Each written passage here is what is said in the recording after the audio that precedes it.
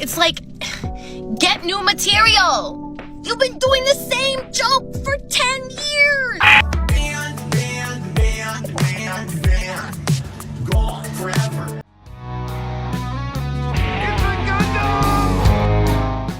You know, every time I finish a video on this stupid subject, something else stupid happens, and it escalates. Just when I think you couldn't possibly be any dumber, you go and do something like this.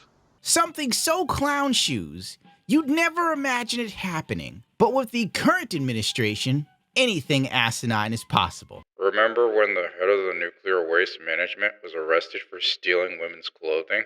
Stop him! On March 11th, Lyle made us aware that Homeland Security was wasting taxpayer dollars on Gamergate, of all things. Yes, you heard me correctly. A company called Take This gets grants to talk about the boogeyman of gaming. The average hyper-left progressive suffers from what we call Trump derangement syndrome. The average hyper-left game developer / progressive, and I use the term developer loosely, has Gamergate derangement syndrome. And it's on full display here. Someone at Sweet Baby noticed that this account was made on Steam and noticed how it was gaining traction and noticed that it was intended to prevent people from buying and playing these games, and requested that it be taken down for organized harassment.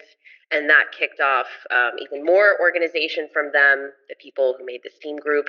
And then it just kind of leans into the conspiracy theories that plague the internet, that plagued the first iteration of this movement against wokeness or women or people of color in games, and, you know, ultimately led to the playbook of the Trump White House. Sad. Very sad. Department of Homeland Security funding Take This just put out a document demanding that game companies denounce Gamergate 2. Quotation marks. Okay, now it's going to hit the fan. Hate and harassment and toxic behavior have no place in gaming. By taking direct, targeted action in a timely manner, we can mitigate our future harm to talented and dedicated folks in gaming and help prevent additional reoccurrences of these harmful events. Yes, it's practically 9/11 that people made a curator group for Sweet Baby. God help us all. The gamers are unionizing.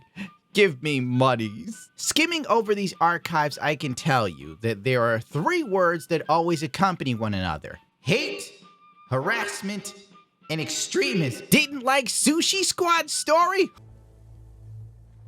Nope. Oh, buddy, I guess you're an extremist. Ratio to Sweet Baby Dev, who was being a douchebag on Twitter? Look out, we have targeted harassment on our hands here because he was forced to delete his hot take because he felt like a jackass. Look what you did, Mutahar. You are targeting and harassing a retarded person.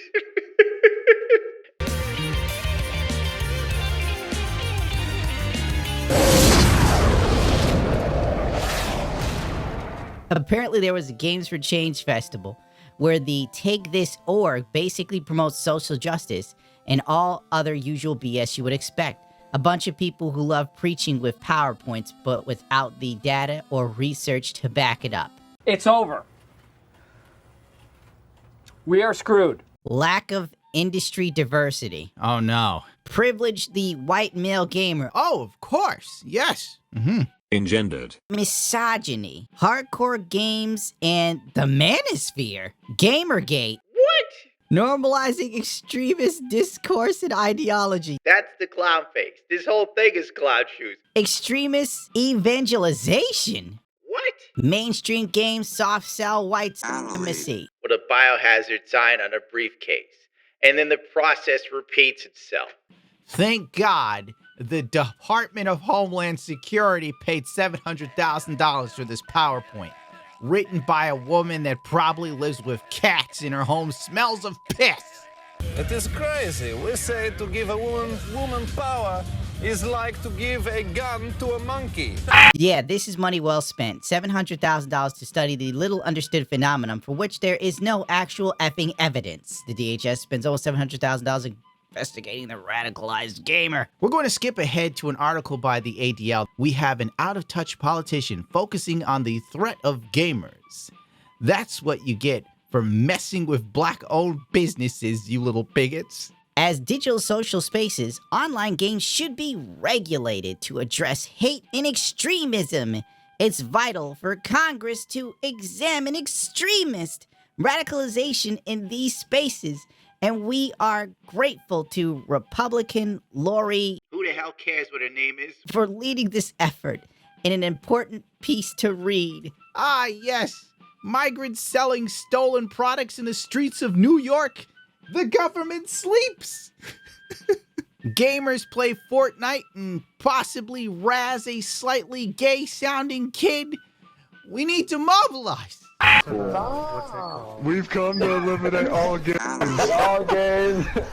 Yeah, are you gay, sir? All right, Liberty City, this is your talk radio show Chatterbox, where your opinion matters. Let's go to the phones. Hello, caller, you're on Chatterbox. Hello, Laszlo. It's me, Mort again. I was playing Fallout 76, and I became a victim of the gay eliminators. I really hope that the ADL and the DHS will do something about these horrible acts of extremism and terrorism in video games. I was so scared that I fell down the stairs and my shoes fell off. And before I knew it, I woke up covered in cat piss because I was out cold for a whole day.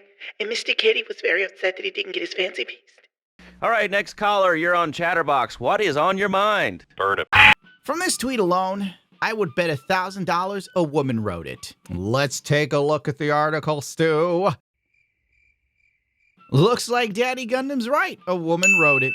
Regulate toxic online video games the same as social media. Yeah, let's just make life more miserable for the citizens that obey the law and take their stress out in a video game while people steal from stores across the country in blue states and nobody does anything. Don't even look at them. Don't confront them. But the gamers? No, we gotta stop them. The too long didn't read is the usual you'd expect from these opinion puff pieces. Written by a woman in a high-rise apartment drinking boxed wine with no clear idea of what the f she's talking about. They're using instances of mentally unstable people who committed crimes as a barometer for the whole of the gaming community. If someone from the Alphabet Mafia commits the same crimes, we're told to be tolerant and not to be bigoted. Don't you say anything. But gamers are afforded the same level of courtesy. Hell no. Here's one part that you might find humorous despite the subject matter, and it's my job to bring this to you in a way that is palatable, so you can do your job without wanting to jump out of the factory window or roll your body out of the moving Amazon truck and let it plow into the gas station. She comes with a new phrase for people radicalized, quotation mark, by gaming. She calls it gamification. Gentrification! Remember when stuff like this was in Onion articles? In order to get answers, I knew I had to take a new tactic, appealing to man's most carnal desires. Hey boy, you like what you see? You like? Oh, not again. Get away. Oh, me? You don't know me. My name's Cherry Pie. No, you're not. Get out of here. You want sucky sucky? Oh, I'm calling the Want police. sucky, sucky? Don't- The next part, after she talks about someone bubbling people at the Tops Friendly Market in Buffalo, and I quote, "I probably wouldn't be as nationalistic if it weren't for Blood and Iron Roblox, a popular online game. The footage you are seeing right now, I would ask you to watch with extreme caution because it may radicalize you, as it did this man." You see, this guy wasn't just mentally unstable because it's Roblox. How in the name of God does Roblox inspire you to do anything? It was just a late night gaming sessions that pushed him clean over the edge. The Department of Homeland Security donated $700K. We all know. For a few of these oddball groups that study quotation marks, extremists in gaming. In every hobby, there are whack jobs because people are crazy. And it isn't limited to gaming. How many crazy-ass football fans have we seen? I went to the Motherboard/Wired website to read about this, but then the webpage became a 404 every time I looked at it. Extremist and terrorist recruiting, especially among white nationalists and white supremacist groups, has been a prolific problem in the online gaming space. There is no evidence to support this sentence, and even Kotaku knows this. And he wasn't wrong. Kotaku did point this out. NPR is very worried that gaming is going to turn kids into Nazi. Once again, would have been an Onion article in 2010. Yesterday, the NPR published an article titled "Right-Wing Hate Groups Are Recruiting Video Gamers," in quotation marks. It's the latest, most exaggerated version of a gaming-flavored narrative woven by elite media orgs in an apparent attempt to explain the rise of right-wing extremists in America. When Kotaku is a voice of reason, you know we've reached the darkest timeline humanly possible. And when companies use these sort of goofy articles to put in their PowerPoints while going to the Department of Homeland Security asking for free money, we have an issue here that will never be solved because I'm just a YouTuber and you're someone killing time in between jobs. Let's take a deeper look into the company Take This org. The money is going to a joint venture between Middlebury Institute's Center on Terrorism, Extremism, and Counterterrorism. Take This, which is a nonprofit specializing in mental health and video games, and logically a company attempting to solve the problem of bad online behavior at a scale? Right. Counterterrorism and Take This, Bully Hunters 2.0. How do you counter someone calling you a bundle of sticks and then teabagging you in Halo Infinite? Saved message Sunday, 7:48 p.m. Hello? Take this? Call the Department of Homeland Security. I've been molested in Call of Duty. They called me a Zionist pig.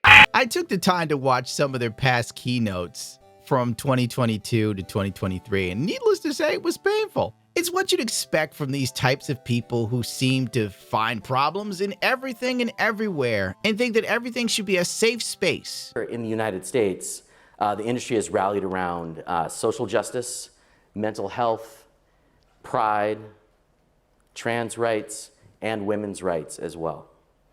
You know, I think that's great. I think it's wonderful, but I also believe that we have a long way to go before our industry is in a place that is welcome to all. Gay. Why would I ever not do what I want to do? Like, why would I ever not go for it? Why would I ever not be great? I mean, I'm passionate about what I do because I like what I do. One day I woke up and had an idea, and that idea had to exist as a game. And that idea was Harassed. Harassed is a simple web browser game. Ava is just trying to get from point A to point B. And the obstacles are other people's hands. They're just like, oh, your hair, it looks so... It's my hair. I think the game shed a lot of light on the difficulties that Black women face, especially with our hair that Black women go through. It showed the anxiety that happens.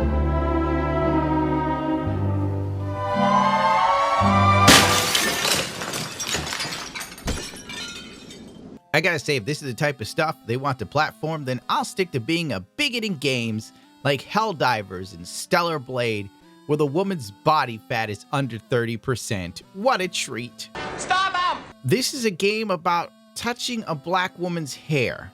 Vice did a video spotlight on it that can best be summed up as audible and visual cringe. But needless to say, the demand for this game is non-existent because I've never heard of it. This is where grant money goes, I guess. Well, here's the document to show the $700K to waste people's times, make PowerPoints, and print the word extremist over and over and over again. For studios during the time of Gamergate, the community leadership at the time was of an opinion, well, two things. Republicans buy shoes too, which is don't make any outward statements of how wrong all of that was because you might offend paying customers and threaten your bottom line or whatever.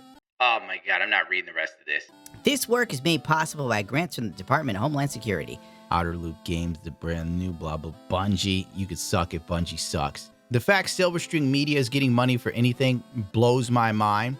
I covered them in my last video. You can look there. Long story short, Anita Sarkeesian was a director there for a while. And Lego Butts, you know, the really weird person from Sweet Baby Inc. that said a lot of crazy stuff, also worked there. Weird how all of this explains why Canada is now launching their own investigation into gamers to the tune of $300,000. Ottawa announces funding to study the links to violent extremism in video games. What does that even mean? Most games are about violence, you gooblet.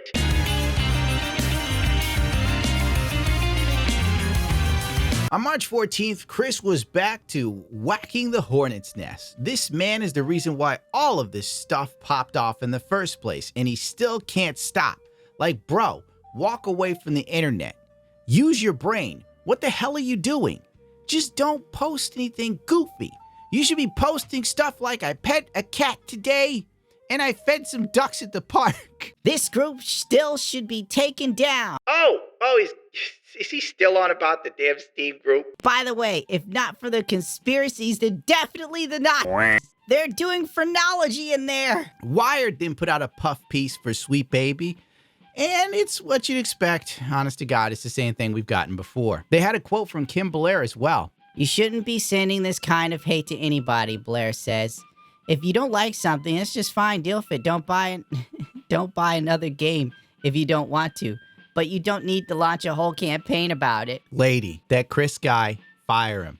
Do yourself a favor. The whole reason this all happened is because Chris don't know how to shut the hell up. Chris gets in his feelings and then just says shit, and everyone on Twitter is watching him with a microscope. What do? You hold on to him. This is why women can't lead. He's a misogynist. Anyway, the next day, Chris does it again. Are you surprised? He's a habitual line step. He tries to get Asmongold removed from Dragon's Dogma 2 promotion or something, like he's just pointing out. He's stoking the flames. Isn't it crazy that one of these people is an active participant in the harassment campaign? There you go again, Chris. You just started trouble. He deleted this tweet after backlash. And I bet he thinks to himself when he posts this stuff, I'm speaking truth to power. Then when people body him and come after him, he starts screaming he's a victim. The gamers they're hateful, they're evil, they're doing phrenology. They're quoting Goebbels. On the same day, everyone on Twitter finally took notice of the fairly racist developer that's now working for EA that used to work at Sweet Baby. You know, the chick who defended the Kotaku journalist who said you can't be racist towards white people, which is ridiculous. Anyway, she's working on the Black Panther. In an old interview from about 2 years ago, she was boasting about not hiring white people to make a safe space for Black people. I have a team of 21 right now for Validate. It's a pretty big team. It's a crazy big team for indie games. But who is your team? Validate has a team of mostly all people of color. We have no white people on our team. I did that because I wanted to create a safe environment. And I know the best way for an environment to be safe is to be around people who are just like me.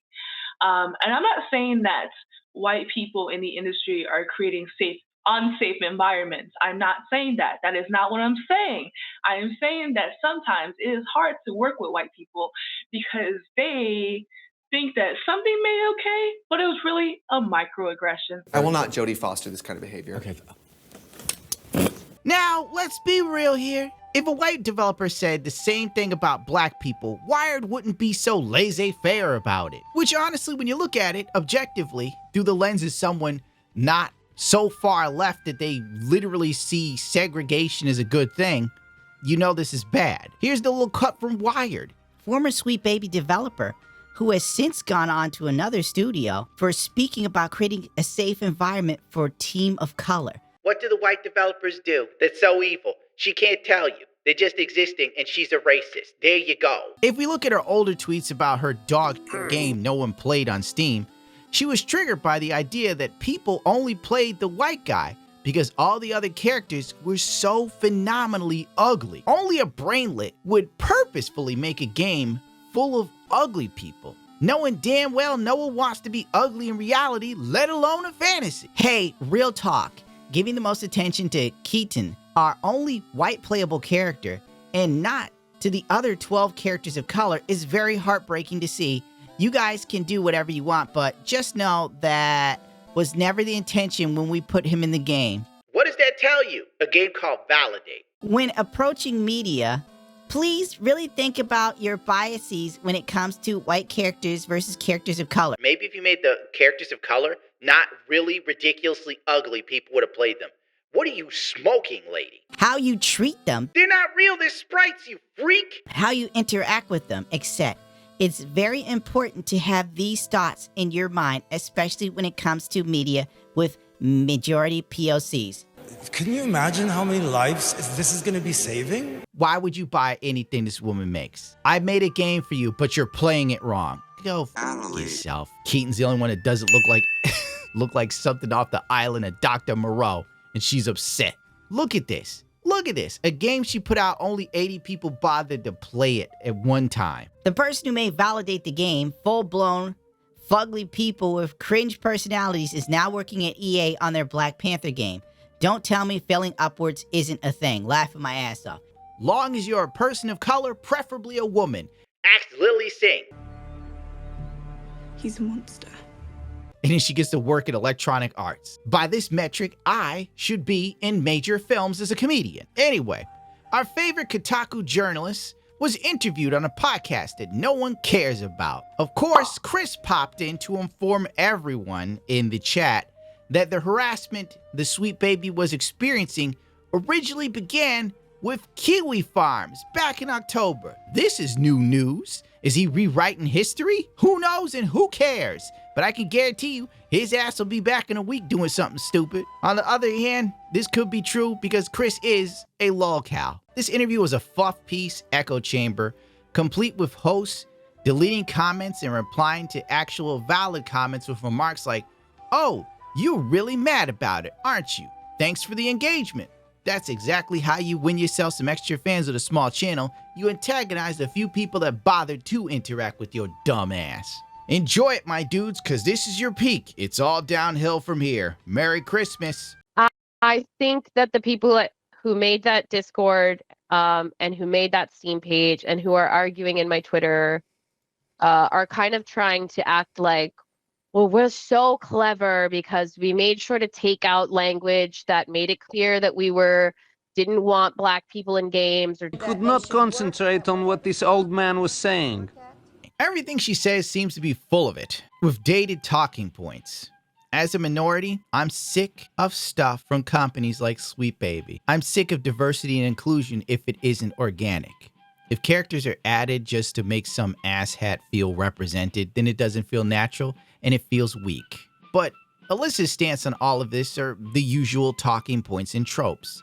Everyone who doesn't like it is a white male gamer that hates minorities and women. She completely ignores the fact that the damn group was created by a Brazilian, and people from all walks of life supporting it are doing it to stick it to the status quo. By the way, her argument that everyone is basically white and racist and a misogynist completely falls apart when you realize that most gamers are also into anime. And what's the biggest anime right now? It's Frieren, a show with nothing but female leads, and everybody loves it because it's well written. It is a great female protagonist that feels natural, likable, relatable, and understandable. She isn't some unstoppable girl boss with a half-shaved head, running around flexing like she's Macho Man Randy Savage. That's right, I just roasted you, bitch. Stop him! The next day, more developers shared their support for Sweet Baby and so on. We've got Richie soon at GDC. Anytime someone has GDC in their name, you know that they're a douchebag. He's out of line. But he's right. I've been seeing more and more hateful Gamergate-esque opinions. I want to be clear where I stand. I don't tolerate any harassment, violence, threats towards devs, minorities, women, and other industries in space that I own or have control over. Well, congratulations. Here's a round of applause. I don't care about your opinions and won't go into discourse with you. I'm glad. I feel the same. I'm not interested in explaining to you how little you know the workings of the industry. I know enough to know that you guys all suck and games are really blowing dick right now and the industry's hemorrhaging money. And I will report and block your account immediately. What a dude, he's so tough.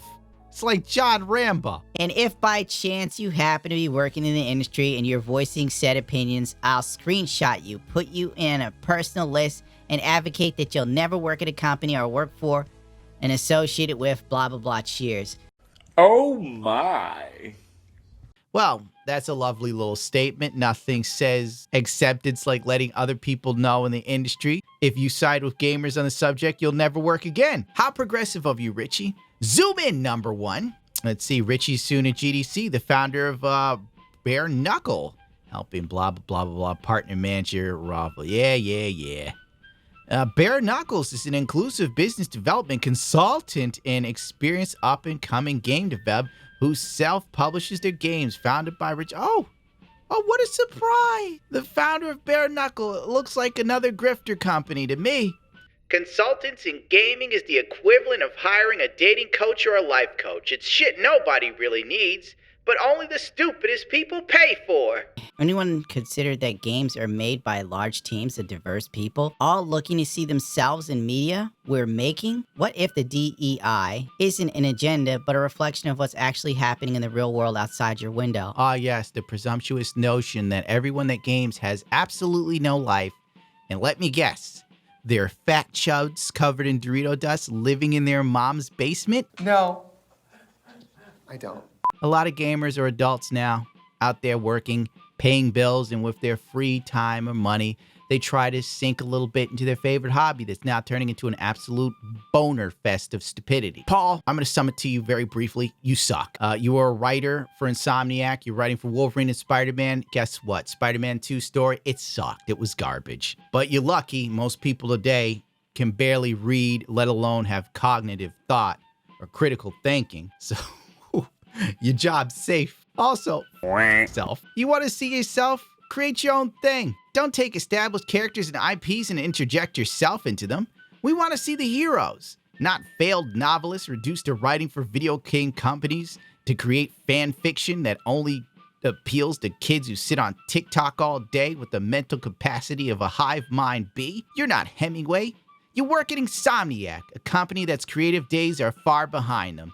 The Spider-Man game you guys made is literally, and when I say literally, I mean it, Arkham City without their great writing and solid gameplay mechanics. Now I finished with you! You may go! More journalists picking up the torch, smelling fresh clicks for their inevitable replacement with AI robots. I welcome Skynet. We'll only cover one because I have a tribute to get to. Someone that understood how to make stories people could love across the world. Tell me then. Go to God of War or Suicide Squad, Alan Wake 2. Go to these games and tell me with proof that Sweet Baby wrote it. Here we go. Here's the ending screens. Writing, Sweet Baby Inc.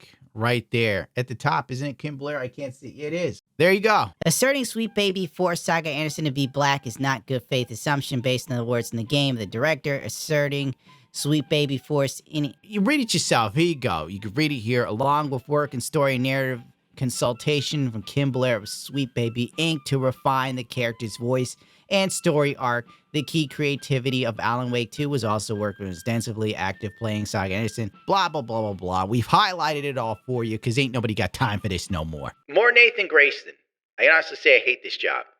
This kind of lays the whole thing bare. A lot of these people don't even care about the games they're trying to please all that much. Basically, he's quoting the Wired person who just says that Caboodus Rambo didn't play all the Sweet Baby games. Now, let's be real here. Caboodus is in Brazil and their money's weak. I don't think little dude has a few $100 to buy every game Sweet Baby Inc. was involved in to make sure they all sucked.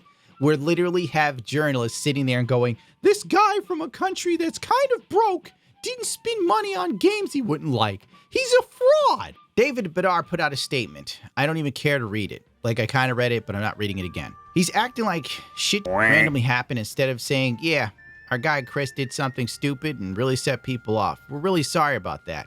Nah, can't do that. It's the gamers. They just came after us. One morning, they were all screaming, Trump, Trump, Trump, Trump, Trump, in the DMs. And I wet myself in sheer terror. By this time, the quotation marks Gamergate 2 movement picked up so much steam, Boogie2988 started doing videos on it. And Matt Walsh.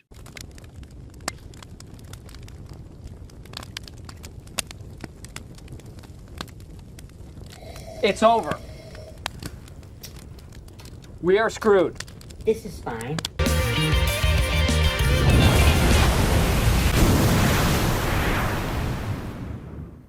Matt Walsh, of all people, came in to act as if no one was reporting on the BS of the gaming industry for years. Matt Walsh was bringing this news to the mainstream because no one did it before. That the video game industry, without a lot of fanfare, has transformed into a tool of both propaganda and surveillance. It's an effective way to indoctrinate children precisely because it hasn't received much attention, and also because children spend, many of them, hundreds of hours a year, and that might be an undercount, a severe undercount, with this kind of content. So it should get a lot of our attention. And now finally that attention is here. And it's yet another reason to keep these games as far away from your children as possible. And if you do that, games journalists, literally the lowest form of journalists on the planet, will accuse you of harassment. And that's exactly how you'll know that you're doing the right thing. The Daily Wire is a perfect example of why conservatives will never win the culture war, because they not only turn a blind eye to it, they show it and those who enjoy pop culture media pure disdain. This is why the progressives try like hell to lay claim and ownership of pop culture, because those who are in control of it control the future, because pop culture is cool to younger people. Nobody's looking for angry old conservatives. In this overly long rundown of information, Matt Walsh knows all about on the subject, and he cares even less about. It's clear to any viewer that isn't a die-hard Daily Wire fan, his mind is made up, and his views are just completely soaked in confirmation bias. Had the Daily Wire given a flip to understand gamers rather than shaming them, maybe things might be slightly different. A statistic that, at least if you were born at any point prior to the 1990s, might be hard to believe. By revenue, the gaming industry is bigger than both the movie industry and the music industry combined. And for the past several years, it hasn't been especially close. The difference is consistently more than $100 billion per year. No, it's not shocking, because we don't have our heads up our asses like you do and those that surround you. From your ivory tower of conservatism. Jesus Christ, the right and the left are two sides of the same coin, and if you're in the middle, they both take a fat, steaming shit on you. Here's an old classic from Daddy Walsh. Stop pretending violent video games are harmless just because you like playing them. That's right. Matt Walsh has the same belief system as the far left does about violent video games. Here's another classic from 2018. Video games are a sacred cow in this country, and I'm tired of it. Our country is filled with adults who are obsessed with them. So we must all pretend insanely that there's nothing wrong with or disturbing about a child spending it all day killing people in a virtual world. The kids are playing Fortnite and dancing, my dude. It's not that deep. Of course it's harmful to the child. It's harmful to any adult included. No, and nobody in the world has ever made that claim, but it's harming him. And we need to face the facts. Here are links to his things denouncing it. Thank you, Daddy Walsh. Never forget his stance on gamers and gaming. Other YouTubers, content creators called out Matt Walsh in the Daily Wire on covering the subject, and it went about as well as you expect. Gamergate 2, the parasites are coming. People just looking to profit off of our issues can go elsewhere. No need for Matt Walsh in the Daily Wire. I have to say, I've been the target of some extremely unreasonable backlashes in the past, but this one is probably the most ridiculous yet. This time, people are mad that I talked about an issue in the news. Apparently, I have no right to discuss it because I'm not in the club. Truly the dumbest outrage I've ever encountered in my life. And man, is that really saying something. Matt Walsh is the first person to highlight wokeness in video games in the industry, according to Matt Walsh. I love when people just completely invent shit I never said or even come close to saying, and then get all mad about it, the thing that they invented in their heads. Ugh. I remember when Matt Walsh pointlessly trashed a life-size Gundam in Japan. On that day, I knew that this man was a complete and total douchebag.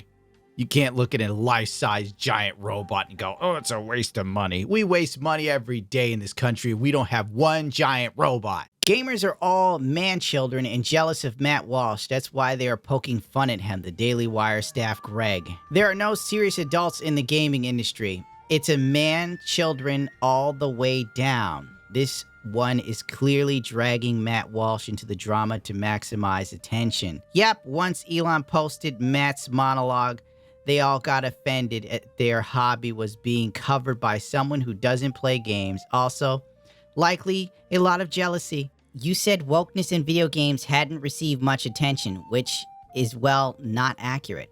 Maybe it seems that way if you're totally divorced from gaming. It's basically like if someone who disses politics all the time suddenly said, gee, has anyone noticed that the left doesn't know what a woman is? Posts like this kind prove this point. The space is dominated by so many stupid people that they can't even comprehend the content of a 20-second clip. Do you see the just absolute open disdain for anyone that doesn't suck their ass? Like, Jesus Christ. It's just so many pompous douchebags. The coverage of ESG and SBI's influence in gaming to push DEI is what's finally getting mainstream attention, and I don't see why it's controversial to say that games are incredibly popular with kids and propagandize them. Your comment is essentially projection. You're accusing Matt of being puritanical, while at the same time trashing anyone who doesn't recite the precise history of Gamergate that you feel is all important. This is dragging on. There's no point in this anymore. I've actually fully 100% had it with this. There's so much garbage here that's pointless to your information, so we're gonna streamline from here. This ruffles my jammies! Grum's attempted to talk to people at the Daily Wire and found out that they're not sincere, which I could have told Grums if he sent me a message like, hey, Gundam, I'm going to contact the Daily Wire and see if they'll blah, blah, blah. And I'll go, don't waste your time. The Daily Wire thinks we're all douchebags. They think they're better than us. Privately, Nerdrotic said the Daily Wire looks down on us. And now I have unequivocal proof, I may have said that wrong, that they do. Screw them. Screw this. Let's just put an end to this. I'm sorry if people actually wanted me to read out all of this stupidity, but it's a waste of life. The train is officially off the wheels and flying off the track. It's going down the mountain at this point. From the government getting involved to conservative YouTubers that hate the media they are covering and the people that enjoy it, we have reached the critical mass of stupidity, greed, and avarice. What should have been a nothing burger has gone global, and there's no stopping it now. This whole event will spark future moronicism that will be used to gaslight people into rash decisions and confirmation biases. With an election on the way, it can and will only get worse. So buckle up, kids. There's no stopping the misery machine now. So put your head between your legs and kiss your ass goodbye.